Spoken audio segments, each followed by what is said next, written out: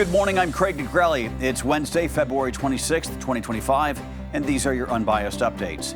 A new registry for undocumented immigrants in the United States. Who will be required to register and the consequences for failing to do so. And near miss, why a Southwest flight was forced to suddenly climb back to 3,000 feet while landing at Chicago's Midway airport. That had the pilot radioing to air traffic control. How'd that happen? From the Straight Arrow News Studio, bringing the stories that matter to you from across the United States and around the world, these are today's Unbiased Updates. New this morning, the Trump administration has created a registry for undocumented immigrants. It will require those 14 years and older to submit their personal information or face fines, even prison time. In a statement, the Department of Homeland Security said all undocumented immigrants 14 and older must submit their fingerprints and home address for the registry.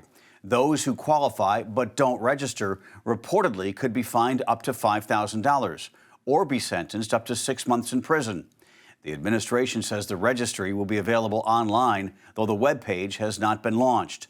In a statement, a DHS spokesperson said President Donald Trump and Homeland Security Secretary Kristi Noem, quote, have a clear message for those in our country illegally. Leave now.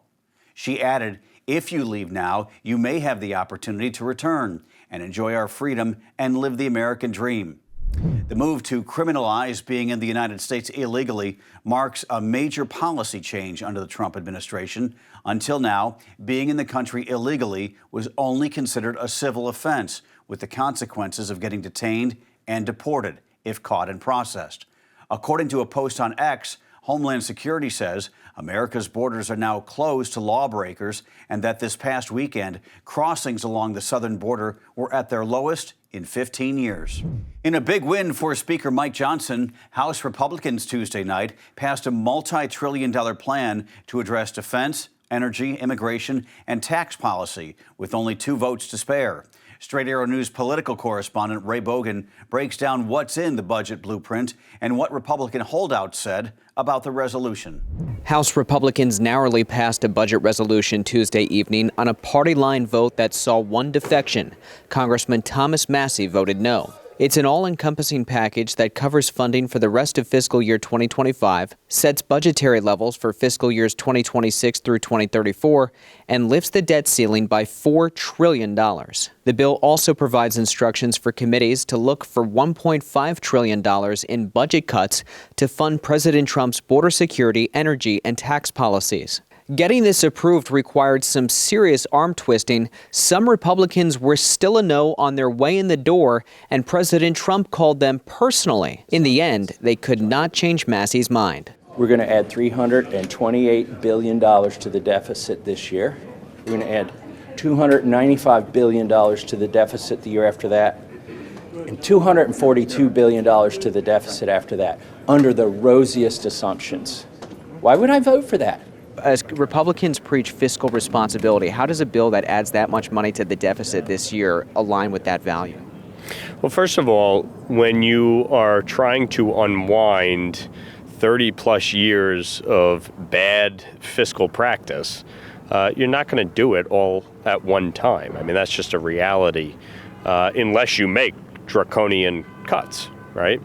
And so I think part of this is working to bend the curve, stop the outrageous growth in spending that we saw under the Biden administration. $7 trillion in budget, $36 trillion in debt.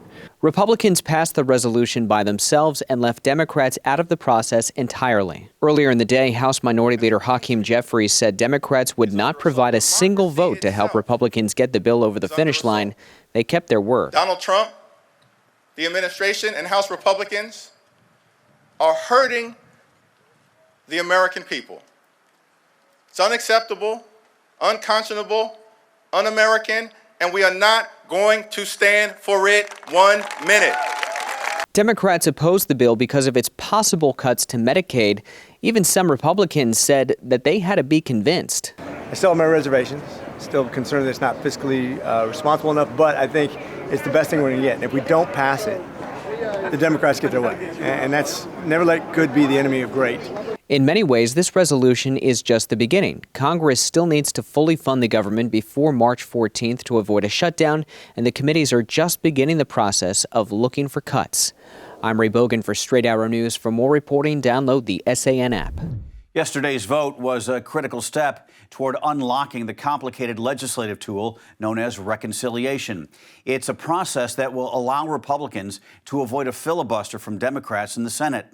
The Senate has already passed its own budget reconciliation plan. Now the two chambers need to pass the same bill in order to move ahead.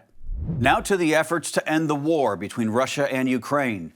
It appears there is a deal between the United States and Ukraine that would give the United States access to Ukraine's rare minerals. President Trump has insisted that Ukraine pay back the billions of dollars in economic aid and military equipment that the U.S. has given to Ukraine for its war against Russia over the past 3 years. One of those demands includes the U.S. getting access to the earth minerals.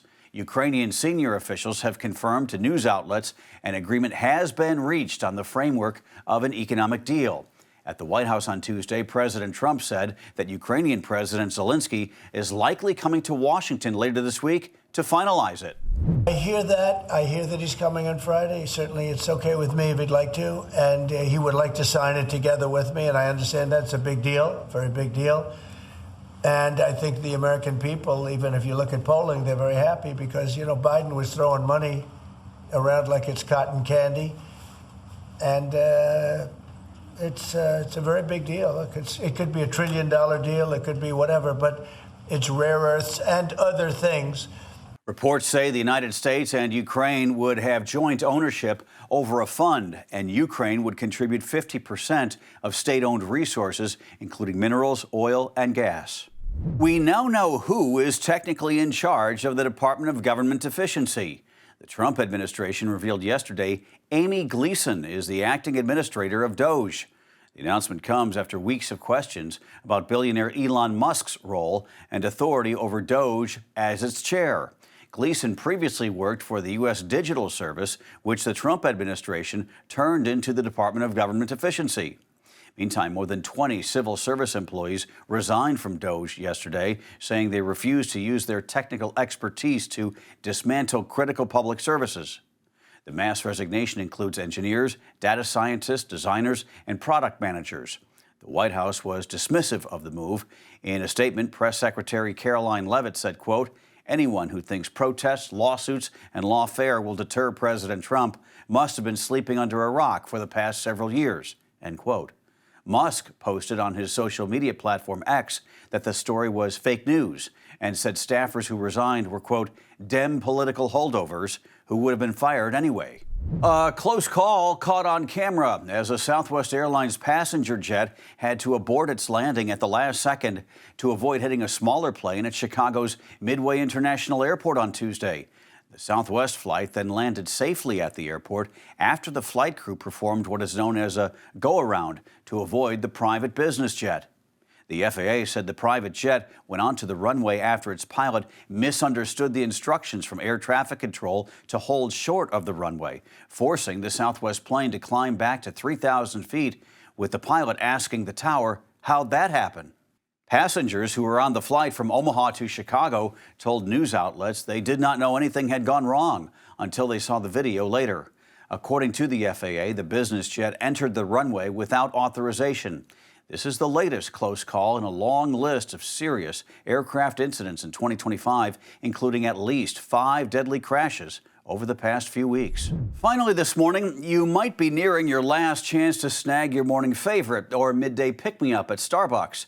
The company says it's getting rid of some of its less popular items starting next Monday.